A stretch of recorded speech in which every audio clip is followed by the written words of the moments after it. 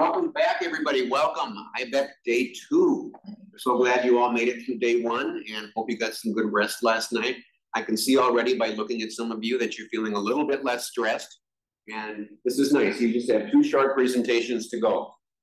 Let's get started by your judges today introducing themselves. My name is Jim Arnold. I've certainly met some of you.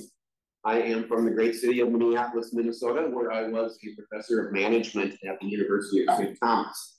I have been with IBECC now for 16 years and have just enjoyed so much having this opportunity to spend time with really, really great students from around the world. It's a true gift to be part of IBECC. And what you'll find in talking to a lot of different judges, we've all been here forever. And I think that says something. It says 2 things. Number 1, we're really old. And number 2, we really do love IBECC. And we hope that you're finding out why while you're here as well. My partner today is Gail O'Brien. Gail, would you like to talk a little bit? Great to see you all. I'm an executive coach and I'm a writer about business ethics and leadership. And it's great to see all of you here, and we wish you a really good session this morning. I have just a few items to read. Number 1, if you have not had your team photo taken, be sure to go across the quad and get that photo taken right after. If you have not voted in the Melon Compass contest, I see a lot of you have. There's a whole lot of stickers there, but if anybody hasn't voted yet, please do that because we want to be able to hand out those awards tonight or this afternoon. If you are participating in the biathlon, please be sure to fill out the appropriate form at the registration table in Shaw and turn it in by this afternoon. And then finally, the awards ceremony is going to begin promptly at 4:30 this afternoon. Food will be open at 4 o'clock. And we are going to move it along fairly quickly because we really want you to get out and enjoy some time here in Boston. However it is that you define enjoyment is totally up to you. The ethics competition will be over at that point, so it's all your choice here on in. We have 4 great teams that are presenting today. With your permission, the order will be, first off will be Wilkes, second will be Holy Cross, then we'll have Cal State Northridge, and then we will have Stetson. Does that work for everybody? Okay, excellent, excellent. I have 1 paragraph to read to you. You've all seen these before because we have them all over the website and all, but we'd like everybody to hear the exact same thing before they start their presentations. Just like yesterday, I'm going to read you a little bit. You have been called back by the company you gave your full presentation to yesterday for a second visit. They have asked you to speak only about the ethical aspects of the problem and to explain why your solution successfully handles any ethical issues. You will have 10 minutes and we will be timing you. There will be no Q&A. You may not use any slides or any video. And you probably don't want more than 2 or 3 members of your team to do this, but we're very lax on that, whatever you decide is fine. Any questions before we get going? And we have our friends from Wilkes as up first.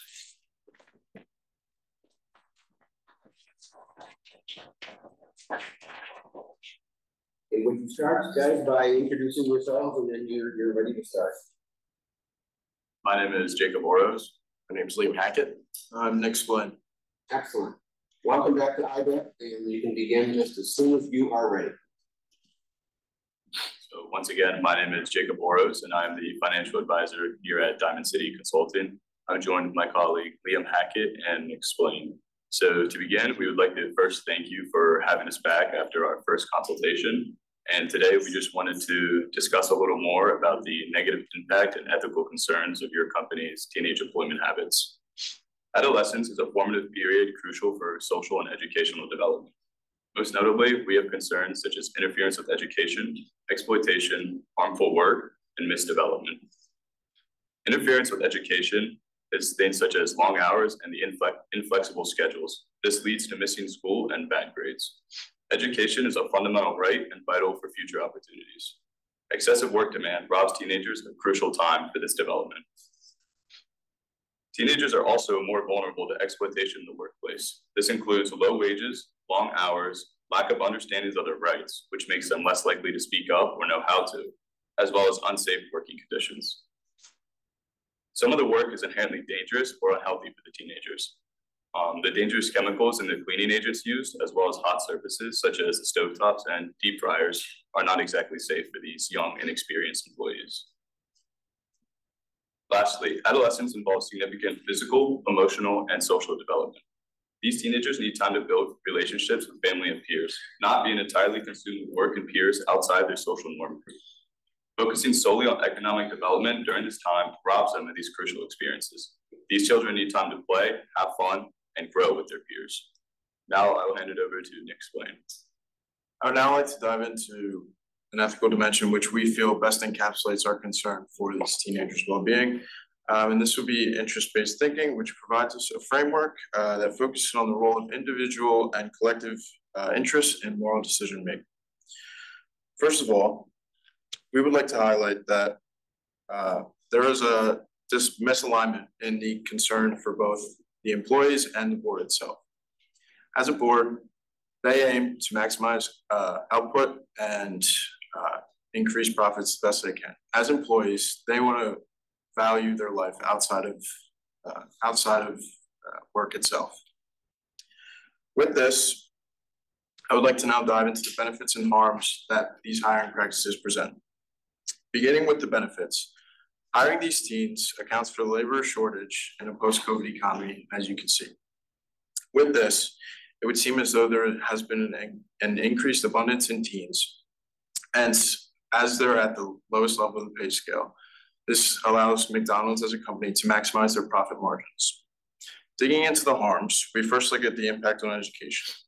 Balancing work responsibilities with academic commitments can be challenging for teens, potentially leading to increased stress, fatigue, and decreased workload. Now we look into social development. Working at such a young age, social development is negatively impacted, as teens have less time to spend with extracurriculars and socializing with friends. Moving forward, in some cases, hiring teens may also be perceived negatively by customers, stakeholders, and other employees of the company, leading to concerns about professionalism, reliability, or quality of service. As teens navigate a growth period of vital education and sustained well-being, the likelihood of them succeeding in a workforce can be guaranteed if a collective effort is made by every facet of the company.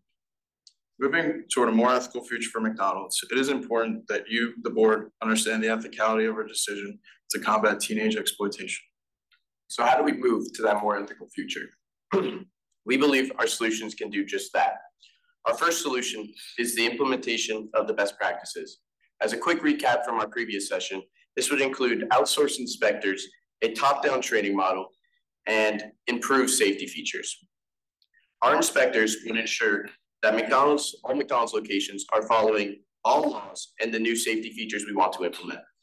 This would create a safer work environment where teens won't be exposed to the hazardous conditions that Jake has previously mentioned. This safety is a fundamental right that should not be violated, especially for this young audience. The top-down training model will ensure that managers understand the strain that working as a team can create. Teens will also understand their rights and know when they are being taken advantage of. This will help bridge the gap between managers and teenagers. The second solution we have recommended is the McTutor. This would be an online resource that your teens can access at any time to get individualized help with any schoolwork they might be struggling with.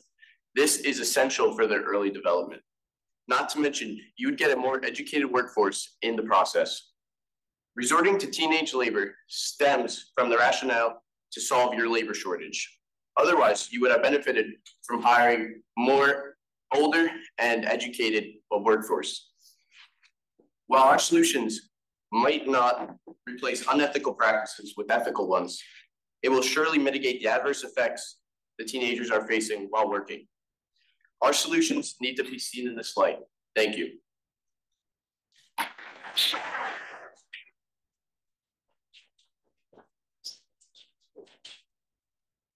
Thank you very much, Bill. You made the 10-minute limit, so thank you. Holy Cross?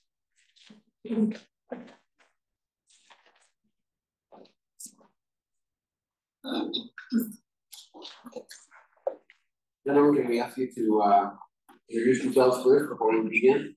Yeah, so my name is Billy Daly. I'm with Bach Consulting. I'm my friend Will and Andrew. I'm Will Sawyer. I'm Andrew Checkmont. Okay, excellent. Down here.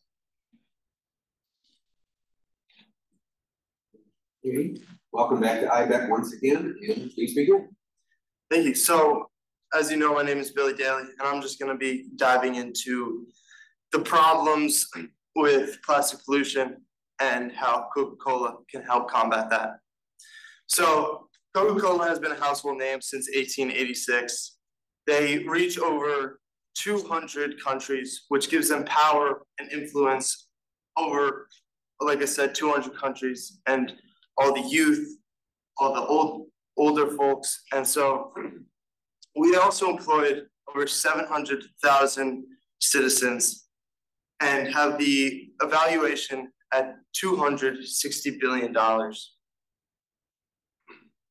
So let me talk about how, so I'm going to go into the reach that Coca-Cola really has. So we are at the top in the beverage industry, owning brands like Dasani, Fairlife, many more.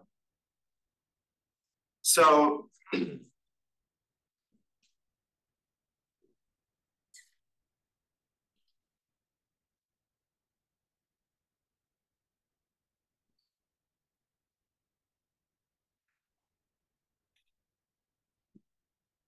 we are huge.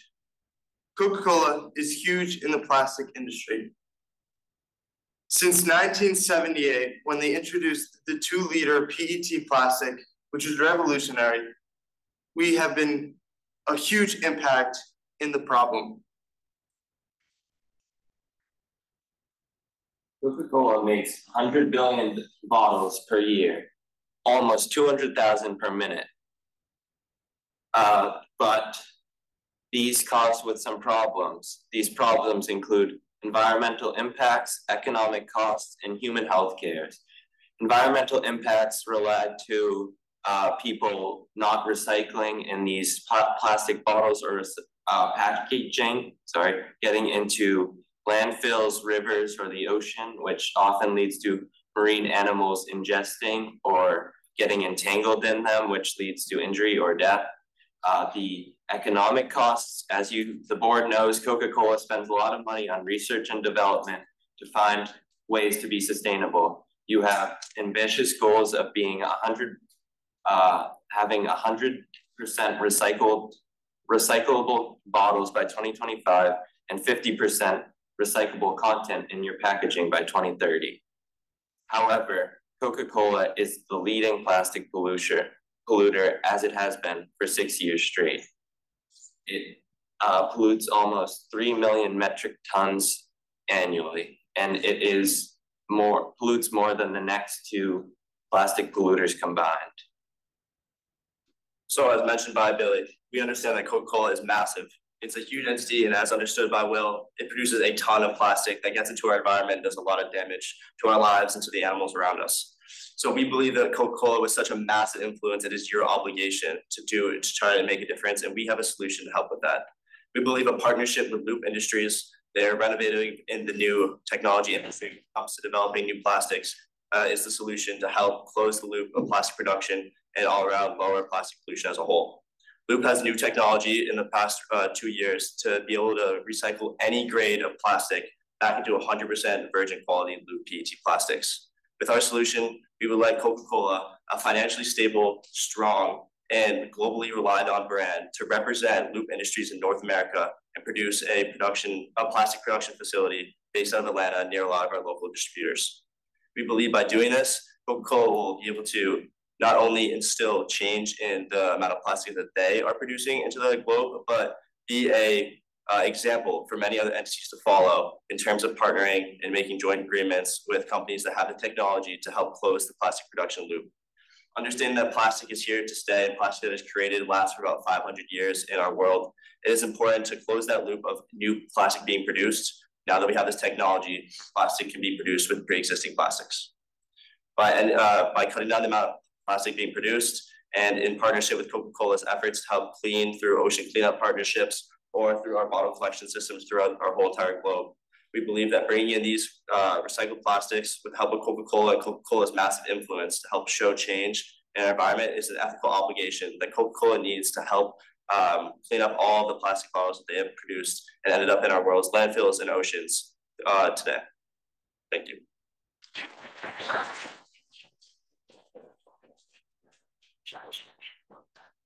Okay, thank you, gentlemen. Next up, Mikael Melker.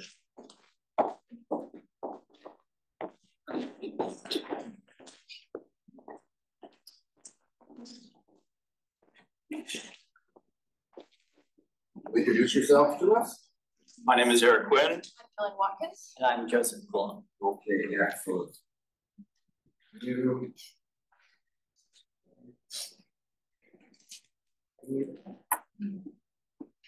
Welcome back to IBECC, and start when you're ready.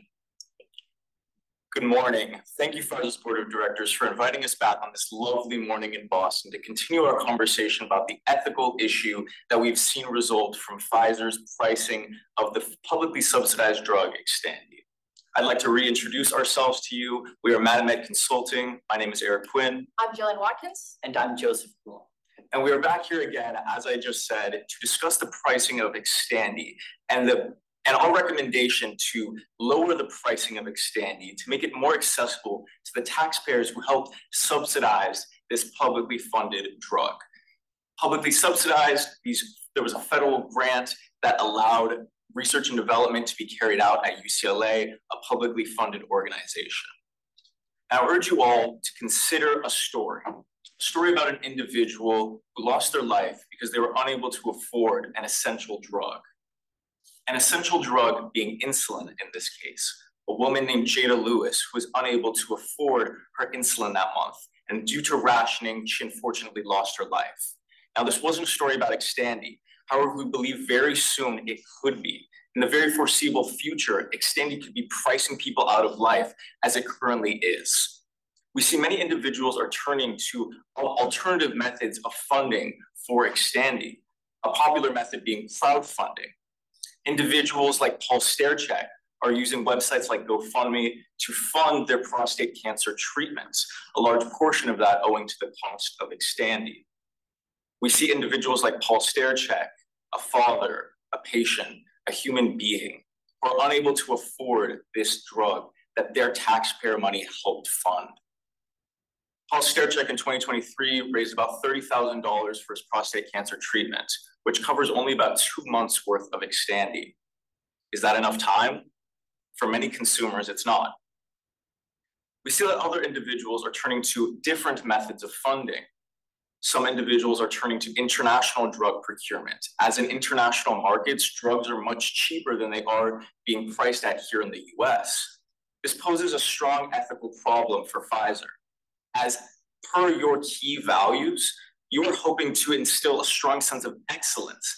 Yet we see when individuals are going to international markets to procure these drugs, they're leaving the sphere of excellence that you hope to promote, and the degree of excellence of the drugs being produced externally is different from how you would hope to regulate your drugs and how the FDA requires their drugs to be legally regulated. I would also like to touch on the fact that individuals who are unable to afford these drugs are losing out on the key value that, again, you hope to promote of joy. One of your key values is joy. You aim to promote and encourage quality of life among your consumers. Yet when individuals are unable to afford this essential medication, they're losing out on this joy that your company aims to promote and continue to do for their community. I would now like to hand it off to my colleague Jillian, who will continue our ethical conversation today. Thank you so much for that, Eric. Yeah. Prostate cancer is affecting American people at large. 1 in 8 American men will be diagnosed with prostate cancer in their lifetimes, and this is projected to double by the year 2040. However, this doubling of statistics is already occurring in the African American community, where 1 in 4 African American men will be diagnosed with prostate cancer in their lifetimes.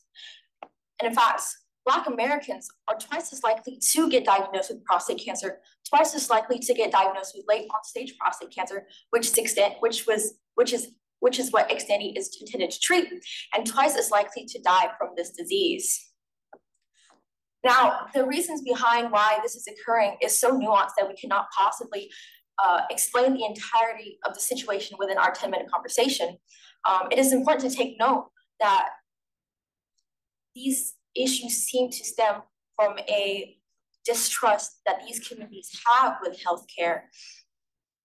And while, yes, medical assistance programs are there in place to assist those who are not economically able to access such a high-priced drug, why would these communities who already have such a high distrust in the healthcare believe that Pfizer will make an exception for their case?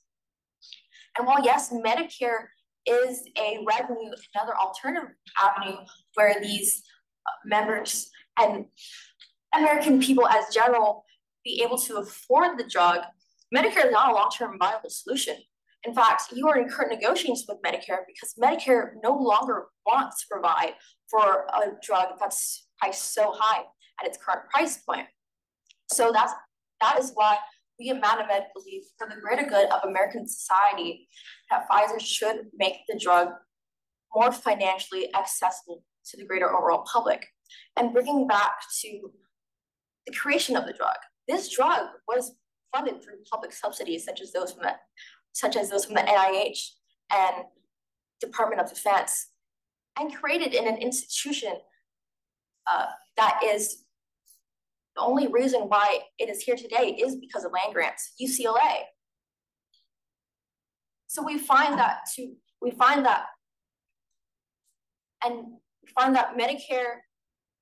Pfizer, being the leader in the industry that it is, while it may not address the full racial disparity that is currently happening in the healthcare field, we find that they are at least able to address this issue of addressing the disparity in prostate cancer, because we find that this seems to be we find that there seems to be counterintuitive to your core value of equity. My colleague Joseph will now like to bring our conversation to a close. Thank you so much, Jillian. So yes, before we leave you today, I would like to speak about the impact that Xtandi's current pricing is having, not only on your external stakeholders in terms of society, the weight on Medicare, or individuals who struggle to afford this essential drug, but also on your own company. Because the truth is, Pfizer, there's enormous negative publicity due to current drug pricing. For example, during COVID-19, your company came under enormous scrutiny due to the fact that while millions of Americans were suffering, losing income and livelihood, your company's profits doubled. And the ethical question in the air is, how is this ethical? Furthermore, if these ethical implications weren't enough, there is a potential threat of government interference. Americans, increasingly frustrated by current drug prices, have gone to the government and urged them to do something, whether it be through enacting legislation or exercising the so-called March-in rights to revoke your patents. So ultimately, Pfizer, it's about taking control of the situation and deciding where you want to direct the conversation, and in terms of implementing your ethical vision as opposed to having an ethical vision imposed upon you. And that is essentially where the impact on your company comes in terms of corporate social responsibility, a business model where your company contributes to society in a way that aligns with your values. It poses an enormous opportunity, Pfizer, to be a leader in the industry, to change the way consumers view pharmaceutical industries. Ultimately, this leads us back to our recommendation to lower the price of Xtandi and make it more affordable to the public.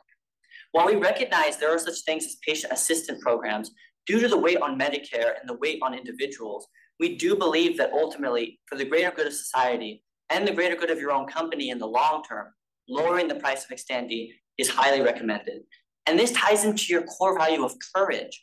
We urge you, Pfizer, to take the courageous action to enable equity, enhance excellence, and spread joy in the communities where we work and live. Thank you so much.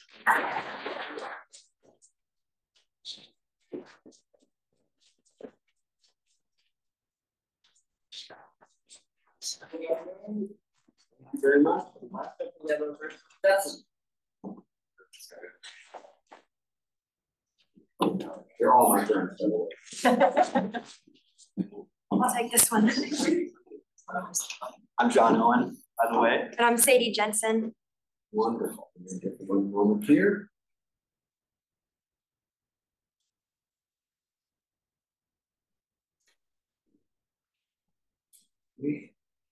Once again, welcome back to IBECC, and you can begin anytime you are ready. Thank you. Good morning, Pfizer executive officers, and thank you so much for having us back today. We thoroughly enjoyed pitching our program to you yesterday, through which your foundation would sponsor critical fentanyl education and resources on university campuses in the state of West Virginia. Today, we look forward to diving more deeply into the ethical implications of such an implementation. My name is Sadie Jensen. And my name is John Owen, and we are members of the team from Top Hat Consulting. Allow me to give a brief overview of the issue at hand. Across the country, college students are dying from accidental fentanyl overdoses.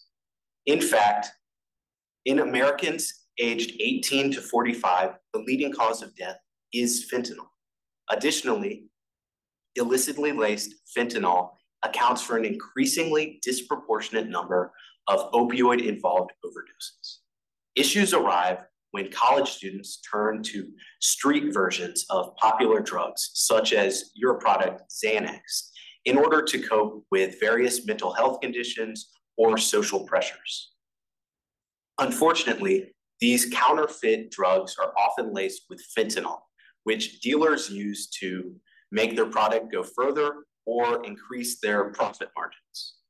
Our program, the Pfizer Forward Fund, would help avoid these unnecessary deaths by giving these students essential resources and education on campus. Exactly, John. Our vision is that the Pfizer Forward Fund would put students in the driver's seat of their lives. One way that we intend to do this is through funding passionate student ambassadors on university campuses. These volunteers would be in charge of organizing outreach programs or trainings for students so that they would be able to handle an overdose should they come across one themselves or someone that they care about. Another vision that we have for this program is funding things like counseling sessions. This will expand access to already existing on-campus resources. For example, if a university does have a counseling center, but they're unable to afford for students to have sponsored therapy sessions, the grant would come in and help with that, as mental health is one of the driving factors in drug use. Additionally, we want to sponsor opioid overdose prevention kits for students that would have both naloxone, a life-saving drug in the event of an overdose, as well as fentanyl testing strips, which are harm reduction tools. And this would put students, again, in the driver's seat. It would turn them from bystanders in this crisis into heroes with autonomy. Indeed. In our previous presentation, we covered the legal, financial, and ethical implications of this program. Now, let's dive deeper into the ethical implications. When it comes to the fight against fentanyl, there are two main approaches that come up in discourse: tough love and harm reduction.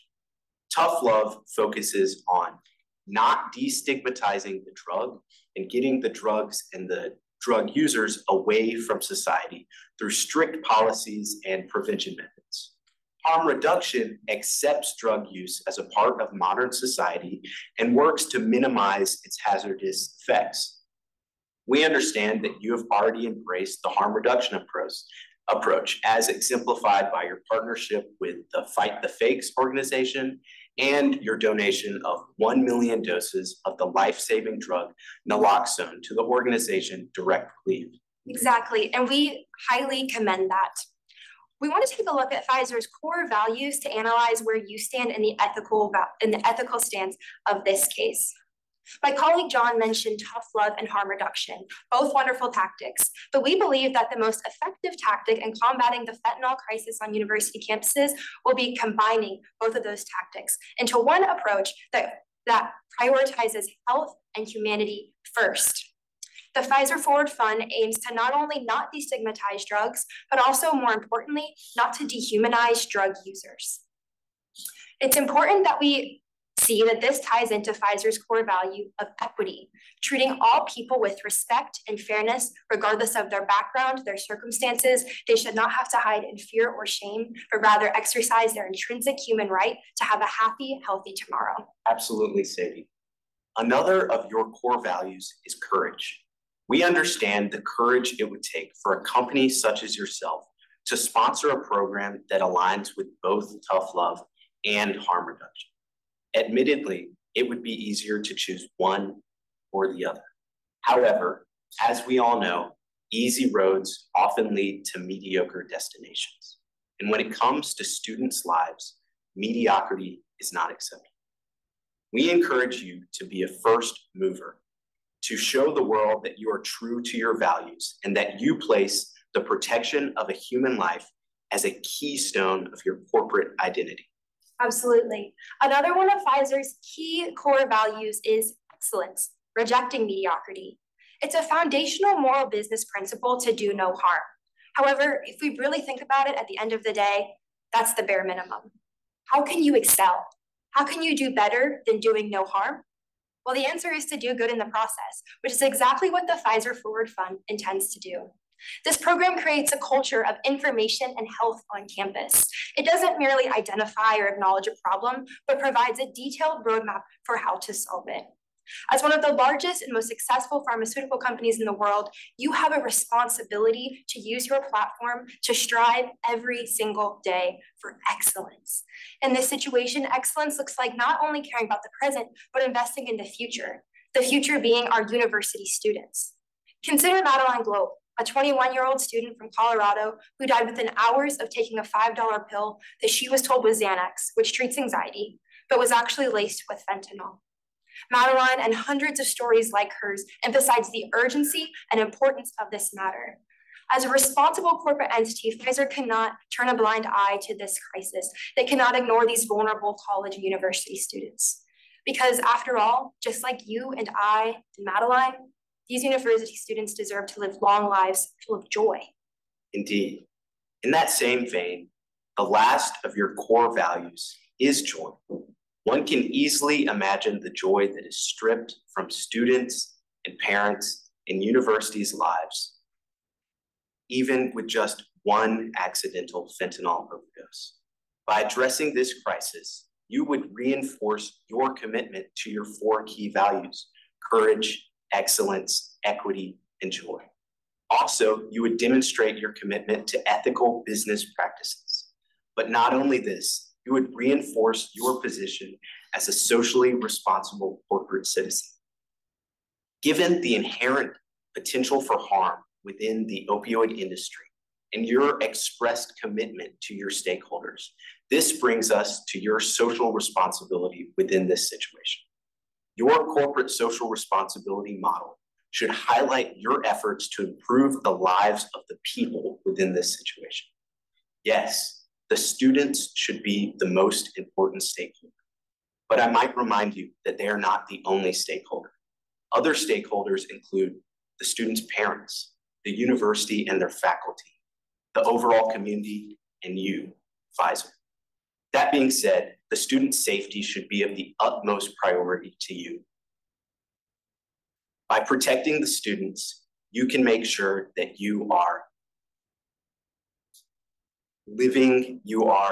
fulfilling your moral duty to these students, to care for them, to give respect to all individuals, and to honor them and give them autonomy. By funding and investing in the Pfizer Forward Fund, you would be doing the ethically right thing. Exactly. And what better thing is there to do? Pfizer's commitment to ethical, sustainable, and socially conscious business practices extends far beyond mere profit. As one of the largest pharmaceutical companies in the world, Pfizer has the ability to leverage their reputation, their resources, and their expertise to solve complicated social challenges, including the fentanyl crisis. Pfizer is able to invest in things like the Pfizer Forward Fund, which would help them build connections with communities, loyalty from their customers, trust in their stakeholders, and to retain top talent, which seeks to align itself oftentimes with purpose-driven companies. Indeed. And when it comes to corporate social responsibility, it's not just about philanthropy or compliance. It's about incorporating social and environmental concerns into every aspect of your operations. Ultimately, this socially responsible program is not just a strategic imperative that drives value growth. It's the right thing to do. We encourage you, we implore you to invest in the Pfizer Forward Fund and move forward together. Thank you.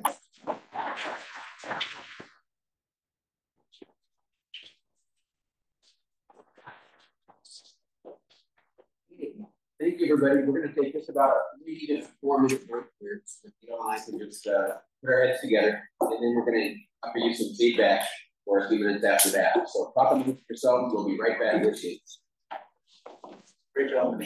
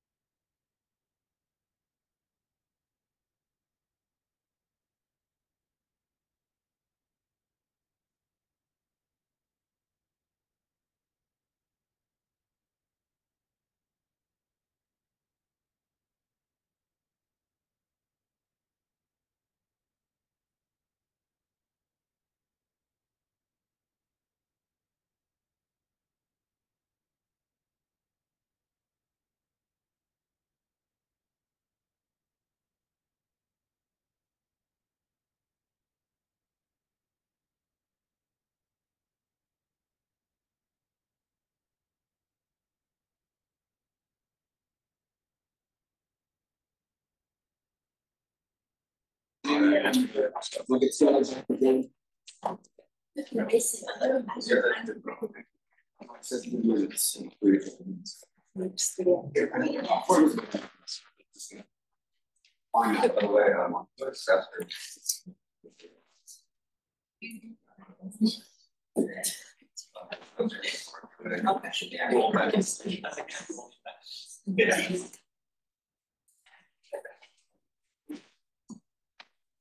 Yeah, I will spend considerably more time after you've all left conferring on this. So this was not our official conferring. So we don't have winners or anything like that for you. We have a lot more work to do, as do all the other judges. One thing we learned yesterday is the bar is very high this year. Yeah, we all talked to each other, us senior judges, and there were a lot of really good presentations. So everybody is to be commended for all the work that you've done. What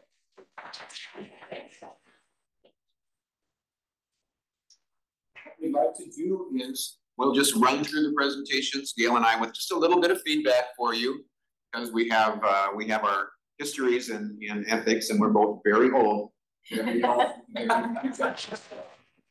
Really?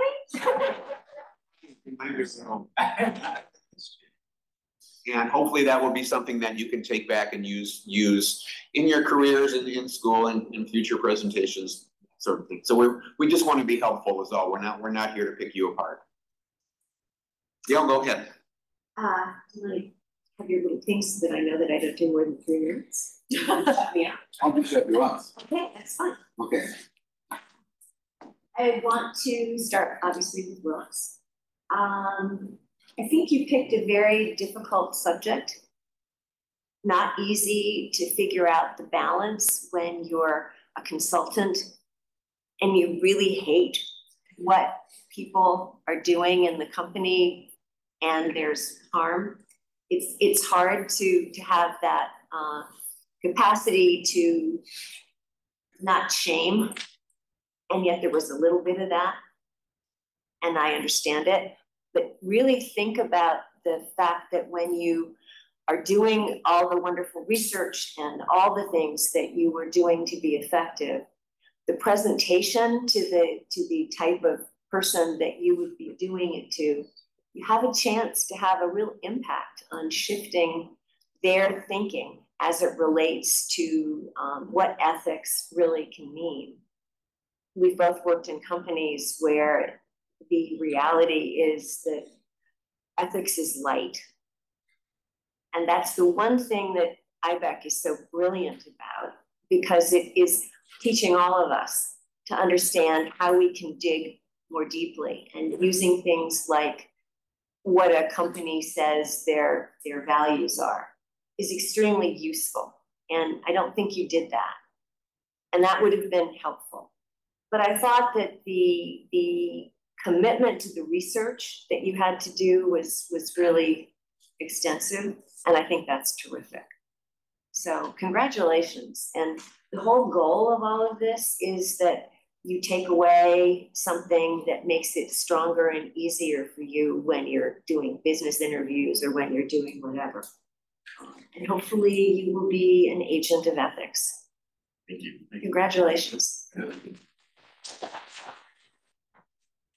One of the things that we look for, and this is feedback for all of you, is we look in certain areas to see, did you cover these? One of them is duties. What kind of duties does an organization have to society? Another one is rights. What are the rights of the people that are involved? Number 3 would be interests.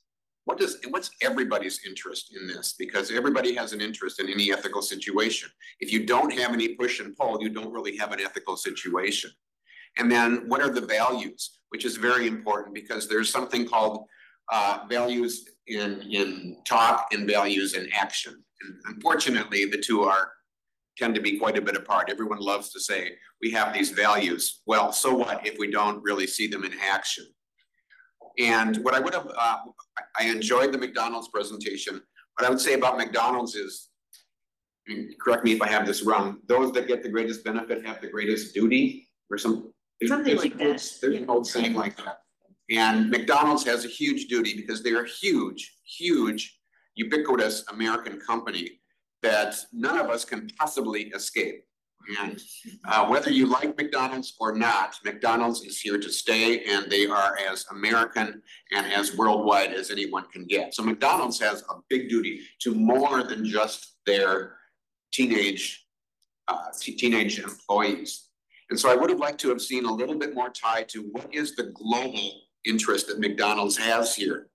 And they are in a position to serve the entire world, not just serve burgers to the entire world, but to serve in a very ethical sense. And so you did a great job of talking about the teenagers themselves. I loved talking about the McTutor, and that, you know, that was very interesting to hear how that could be used to really help the students, because it's very true. They're missing out on some great opportunities because they need the money and need to be at McDonald's so much. So what I would recommend is that you tie it up to a much bigger picture. What does McDonald's value? And how are we seeing those kind of values out there? What are the rights of these teenagers? I also like the fact that you said that these teenagers don't have a voice for a number of reasons. And that's a lot about what ethics is about. People not having a voice either by their situation or by their choice. And so it's up to us as ethicists to make sure that we take care of those people, or that we at least listen to what they have to say. Very nice job. I appreciated all of your good points. And next up we have Holy Cross. We have Holy Cross.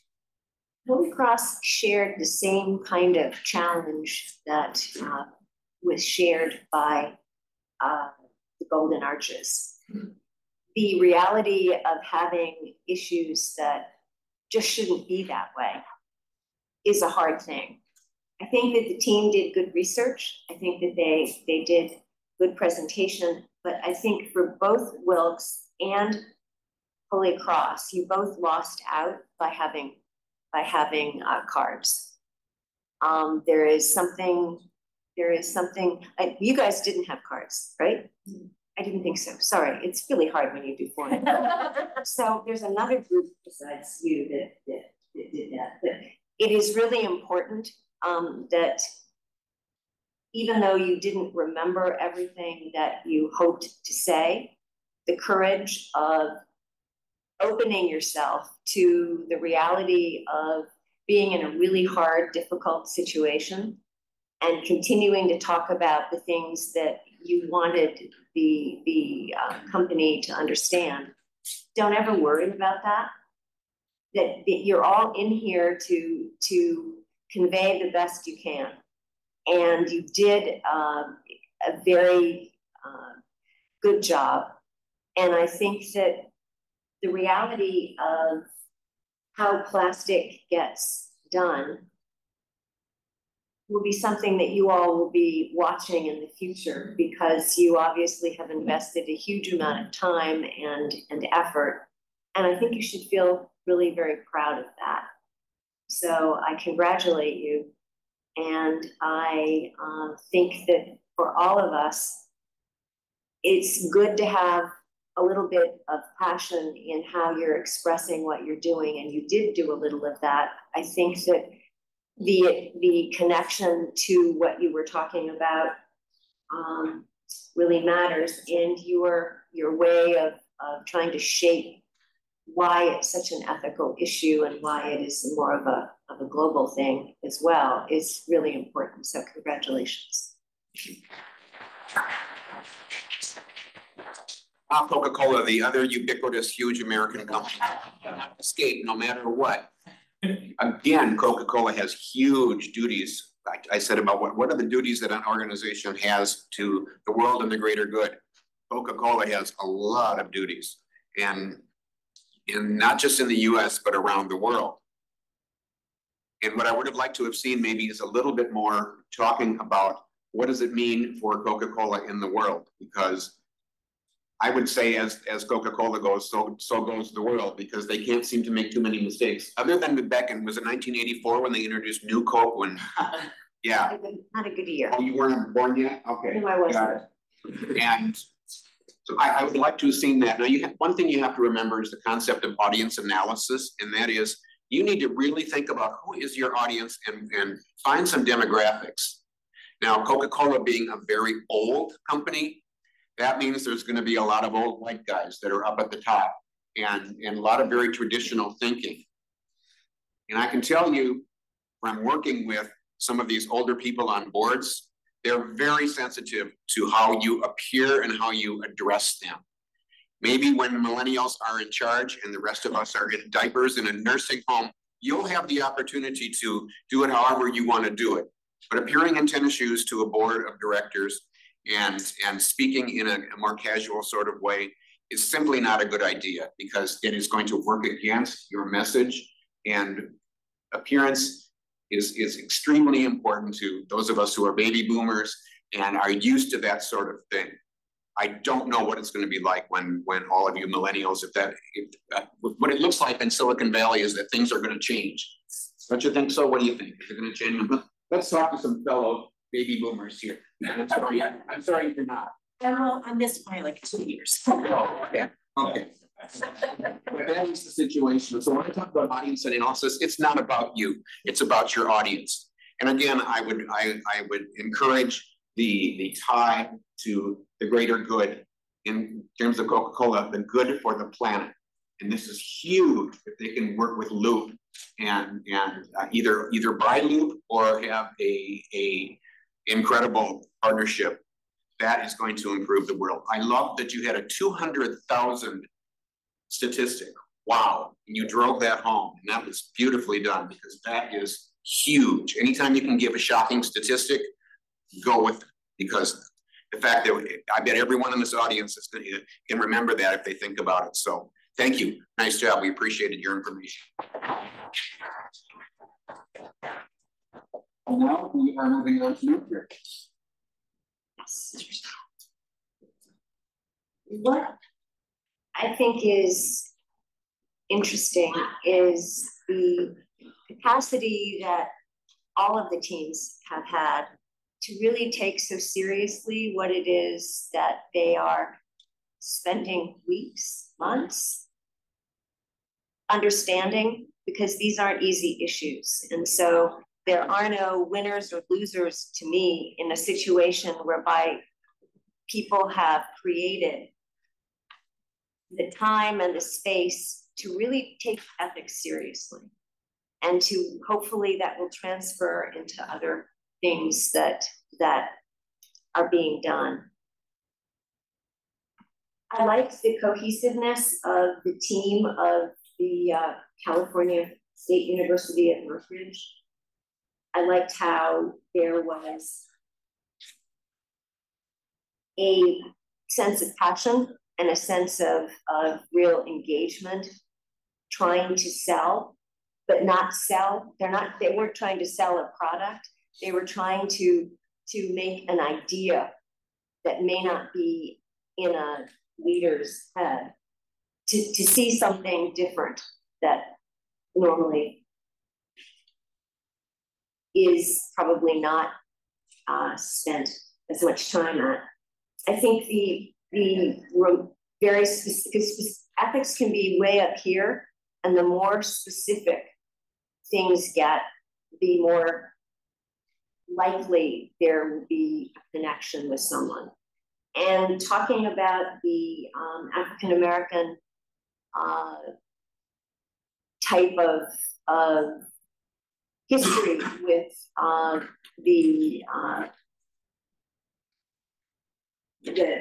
problem they have with their cancer, is really calling out that there are situations when you absolutely have to be aware of genetics and a whole host of things that may not affect a whole part of the population, but it doesn't really matter. It's affecting people. And so I think that was a great thing to mention. I also think that as we know, it is critical to really talk about the bigger picture, as you've mentioned, about how things fit into a larger frame, that the company is not just necessarily working on one kind of thing, but when you're talking about how the planet can be affected, how the world can be affected, how the country can be affected, leaders have a wonderful way of having high egos. So to think that they have the capacity to do these big things, ethics has a huge part in all of that. And the more we call attention to it, the more we do our part in helping the world get maybe a little bit better and safer. And when I'm not talking about the actual presentation thing, but after we're done, if we have some time, just talking about that would be good, but I'm done. You are, Maura, now? I am. One question I get asked a lot is, in a presentation, what is more important, content or delivery? And my answer to that is always yes. And here we saw an example of the display of passion that I think is incredibly important. A lot of organizations, all organizations are afraid of saying that ethics is not important. Nobody wants to say that, but yet it seems to fall too far down on the pecking order of things that are important to companies, especially because companies see it as a cost center. It's not, it's actually a profit center, but you have to think broadly in order to get there.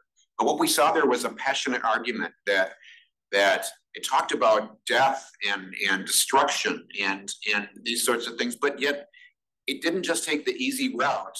It tied it down to things that are more down at the street level, which is what Gail was talking about.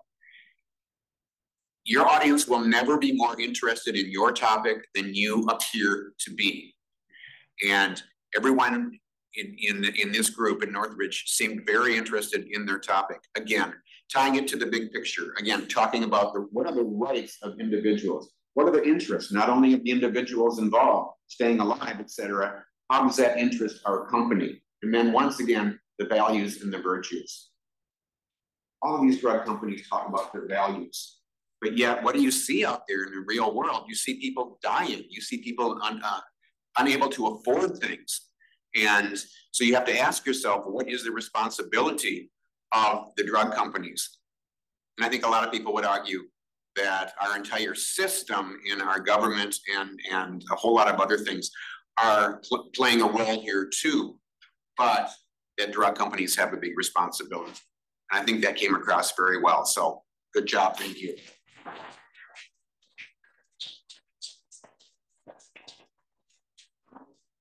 Stetson University. Stetson had a challenge, as all of you did, with speaking to power.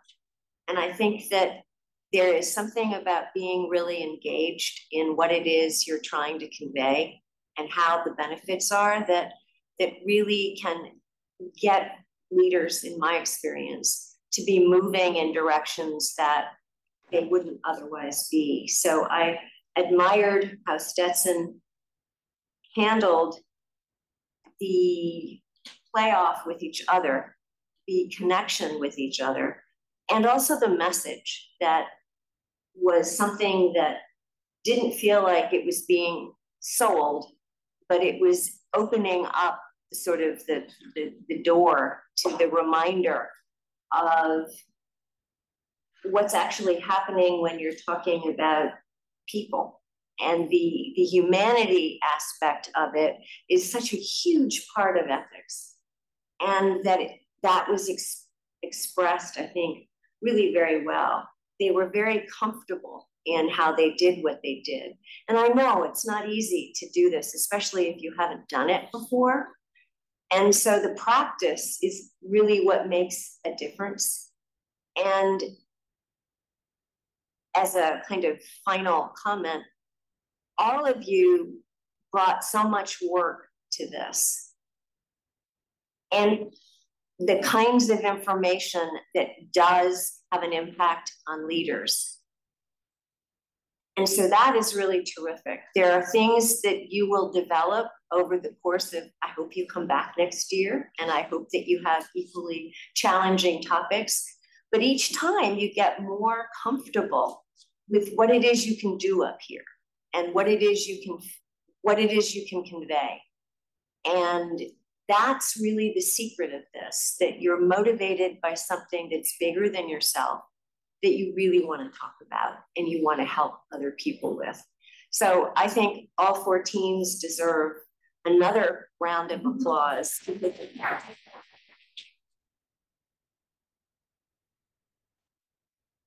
Stetson was another example of how you might say all ethics is personal.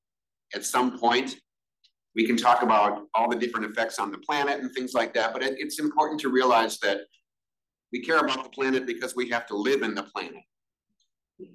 And that affects our lives. It's not that it isn't important to look out for the planet or in some other big beings. It's important to realize why.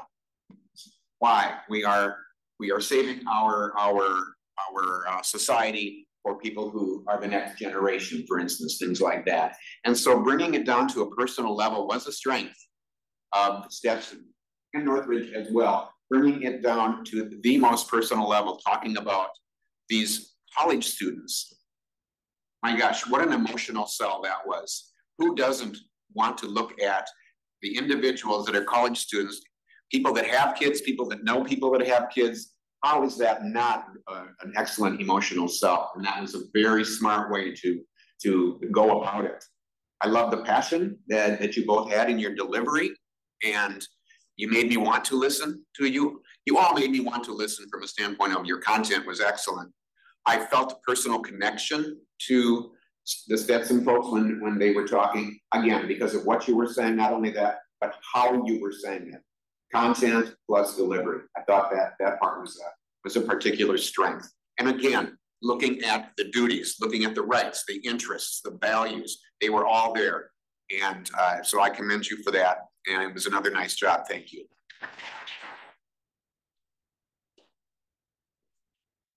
So before we adjourn, are there any questions about anything to do with what we talked about here or your life in general or anything that we can help you with before you get ready for your 90-second, aka the fastest competition you'll ever be in? Okay, one last round of applause for yourself.